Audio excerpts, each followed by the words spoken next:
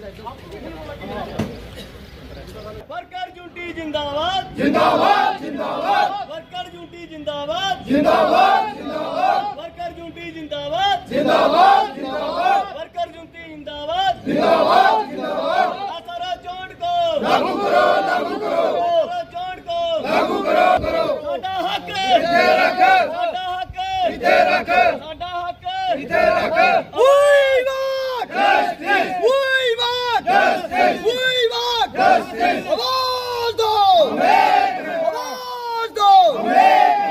Shakti Singh PHE United front member Kathua. सबसे पहले आप सभी मीडिया बंधुओं का तहे दिल से शुक्रिया धन्यवाद कि आप हम गरीब डेली वेजर्स की आवाज़ आम जनता तक पहुंचाने के लिए और ये जो बहरे हमारे लीडर बैठे हैं, नेता बैठे हैं, उनके कानों तक पहुंचाने के लिए एक स्तंभ का काम करते हैं। मीडिया का ही हमारा जो बड़ा क्रम था, नेशनल मीडिया, आपने देखा कि कभी भी मैक्सिमम 99% हमारी न्यूज़ नहीं लगाई जाती है। अगर ये सोशल मीडिया नहीं होता तो आम लोगों तक हमारी आवाज़ जो है वो नहीं पहुंचती। मैं आपके माध्यम से ये बताना चाहता हूं कि जो हमारी PHE यूनाइटेड फ्रंट द्वारा 72 घंटे की कॉल की गई है, उसके मुताबिक जो कल हमारा जम्मू में प्रोटेस्ट था, एक प्रोग्राम था, आपने देखा कितनी बड़ी संख्या में डेली वेजर जम्मू में इकट्ठा हुए और CM हाउस का सेक्रेटरीट का घेराव किया गया। सरकार ने, प्रशासन ने बड़ी कोशिश की, बड़ी फोर्स डिप्लॉय की, लेकिन डेली वेजेस की ताकत को कोई भी फोर्स रोक नहीं पाई। मैं ये कहना चाहता हूँ इन सरकार से, इन प्रशासन के लोगों से कि आप जो इतना तामझाम इन डेली वेजेस को रोकने के लिए लगा रहे हैं, क्या कौन सी सरकार ऐसी आई जिसने मैनिफेस्टो में ये नहीं रखा? फर्स्ट प्रायोरिटी में रखते हैं डेली वेजेस का मुद्दा हल किया जाएगा, लेकिन जैसे ही सरकार बनती है तो एक नया ड्रामा जो नौटंकी होती है वो शुरू हो जाती है। इनके नंबर्स कितने हैं, कितने डेली वेजेस हैं, इनको बैकडोर से लगाया गया है, इनको ऐसे लगाया गया है। मैं आपके माध्यम से, बीजेपी सरकार भी चली गई यहाँ से, एसजी प्रशासन भी रहा, आज जो एनसी की सरकार है, मैं तीनों से ये प्रश्न पूछना चाहता हूँ कि क्या उनको आज तक हमारे नंबर का पता नहीं चला? उनको इस नंबर का पता चल जाता है जब सरकार बनती है, ना मैनिफेस्टो में रखा जाता है, लेकिन उनको अपने नंबर्स का पता चल जाता है कि हमें कितनी गाड़ियाँ चाहिए, कितनी MLA की सैलरी बढ़ानी है।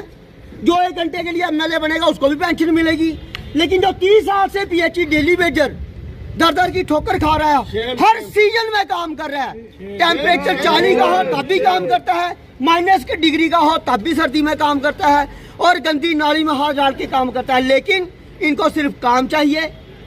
आपने देखा कोरोना का पीरियड आया तब भी PHE डेली वेजर सबसे आगे रहा। हमारे अफसर साहिबान हमारे AC रूम से बाहर नहीं निकले कि कहीं कोविड ना हो जाए, लेकिन डेली वेजर कहीं नहीं रुका। लेकिन मैं आपके माध्यम से ये बताना चाहता हूँ इनको कि थोड़ी शर्म आनी चाहिए हमारे पॉलिटिकल ढांचे को। कब तक आप गरीब लोगों का खून चूसते रहोगे? शोषण की कोई हद होती है? कोई सिविल सोसाइटी जो है वो हमें सपोर्ट नहीं करती है, सिर्फ बातें हैं। किसी ने मंच पर आकर, किसी ने रोड पर आकर किसी PHE डेली वेजर को सपोर्ट नहीं किया। क्या सोसाइटी को हम पानी नहीं पिलाते हैं? मानवाधिकार कहाँ गया आज हमारा? क्या हमारा हनन नहीं हो रहा?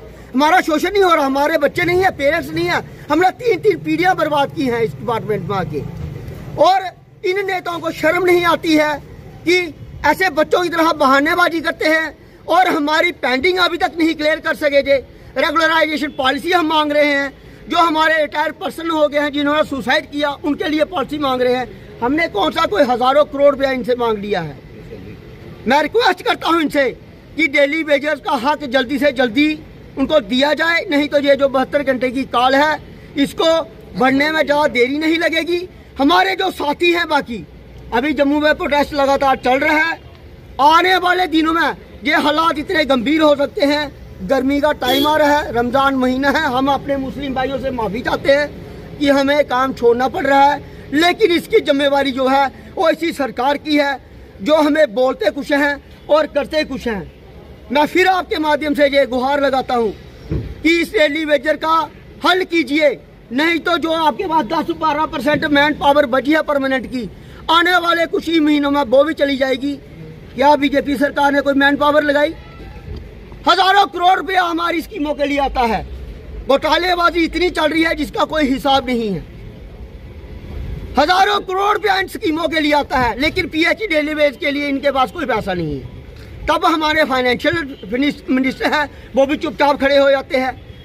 कौन सा यार ताजमहल मांग रहे हैं डेली वेजर, खाने की 2 वक्त की रोटी, कपड़ा और बच्चों की एजुकेशन की फीस मांग रहे हैं।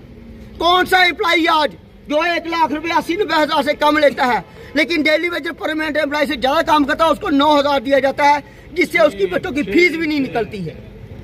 तो मैं आपके माध्यम से फिर ये बार बार रिक्वेस्ट करता हूँ कि हमें SRO चोट के तहत परमानेंट किया जाए। हमारे जो डेली वेजर साथी सुसाइड करके हैं, उनके बच्चों को, उनके फैमिली मेंबर्स को एक और नौकरी दी जाए, और जो हमारा पेंडिंग है वो जल्दी से जल्दी क्लियर किया जाए। एक तो जी सरकार कमेटी बना दी है, ये पर सानू यकीन नहीं है, क्योंकि पिछले 30 साल दी जी कमेटियां क्या बनाई, डेली वेजर के पल्ले कुछ नहीं पाया। इस करके सानू इस कमेटी पर कोई यकीन नहीं है। और दूसरी चीज़, लद्दाख के अगर सैलरी वधी सकती डेली वेजर की, तो क्या जम्मू कश्मीर च वधी सकती? क्या ये कोई बाहरली कंट्री है? इस करिए गौरमेंट यही चेतावनी देना चाहते हैं कि जी 72 घंटे हड़ताल रखी दी है, ये अगे भी हो सकती है।